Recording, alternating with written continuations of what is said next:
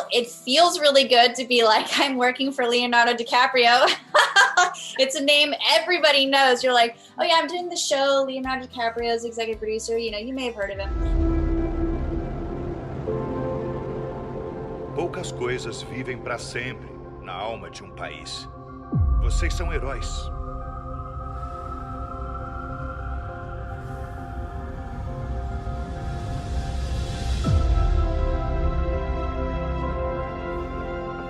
John Glenn, Alan Shepard, temos os melhores pilotos dos Estados Unidos. Congratulations on the show. I really loved it. I think it's so good. It's so powerful, so beautiful, and so well directed. Oh, thank you. I love it too. It's my favorite thing I've ever done. And my first question for you is, it's actually about the narrative.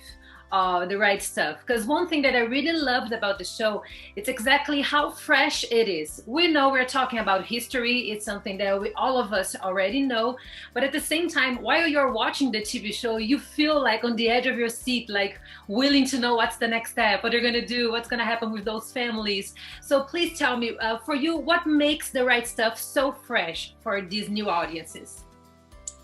I think, you know, what's special about this show is it really gives you a peek behind the curtain of these men that we've known things about. We know they achieved these great things, but we don't know how. We don't know all the dangerous steps along the way. And then we don't know, you know, previously the history books and Life magazine don't tell you all the nitty-gritty details about, you know, their personality complexes and what was really driving them.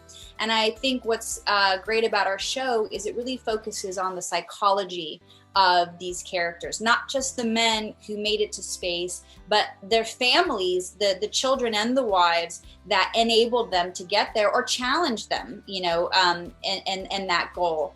And so it's less about the history and more about the process, you know, for the individual and for the program. And process is so intriguing to me, and I think to a lot of people. And one thing that you said, as you mentioned, it's all about what happens behind the scenes. And another thing that I really think it's really good about the show is how the wives are really important to this story. We see that they're not only important as characters with their own complexities, but at the same time important for the program from NASA. So please tell me a little bit about that, about those female characters that we have in The Right Stuff. Yeah, the women were instrumental in NASA even happening. You know, NASA specifically picked men that were married and had stable relationships.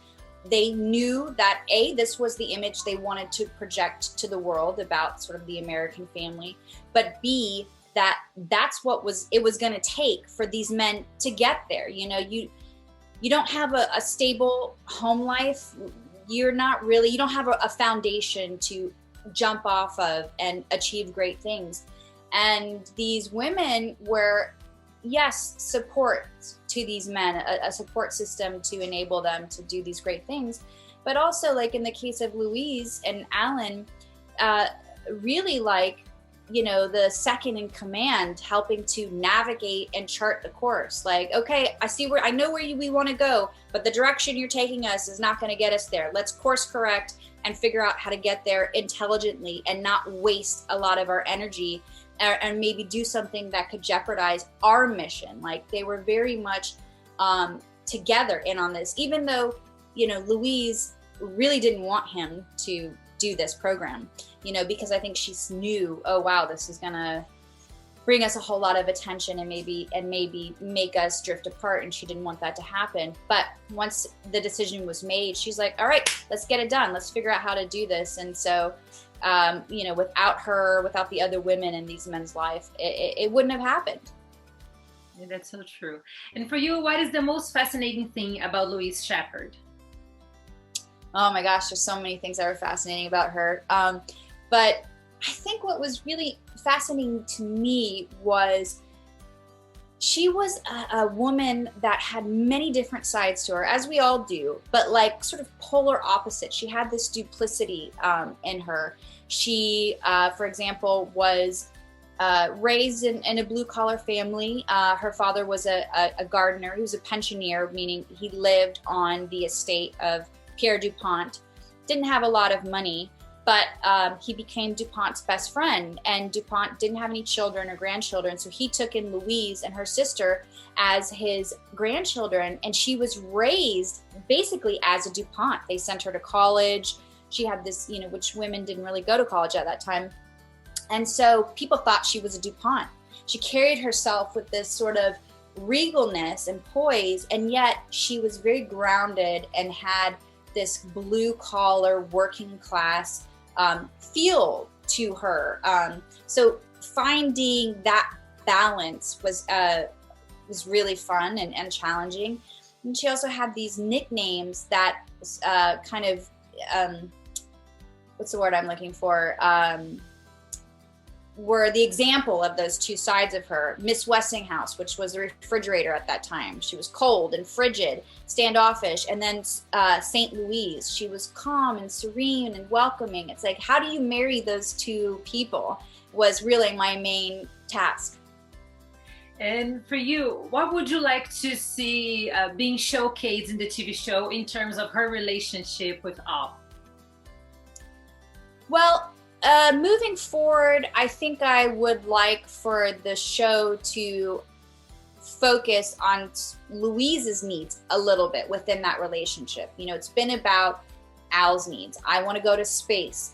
And then Louise is like, okay, how do I make that happen? How do I juggle the family and our lives to make that happen? So it'd be interesting for the show to maybe have to flip that a little bit. And especially, as you come to see in the end, there's this sort of power shift within their relationship, and she starts to hold the cards a little bit more than he does. And so I think it would be interesting to see, like, well, what's going on in her head that she's struggling with that maybe Alan has to help her with. One of those things being they adopt her niece, her sister's daughter, and I'm sure, we adopted my cousin when I was younger. Like that really puts a family in flux and turmoil.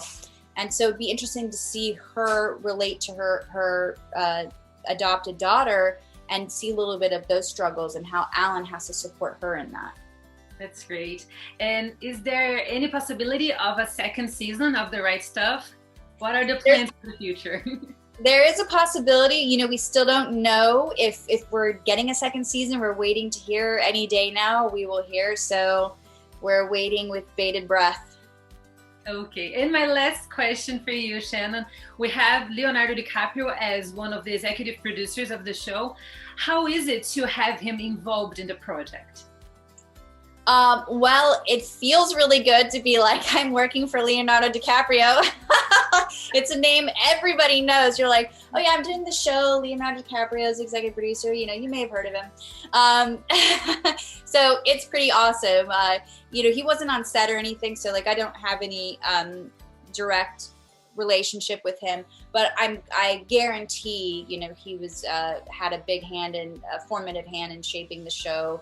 And I hope one day I'll get to, meet him and maybe work alongside him in a more direct way.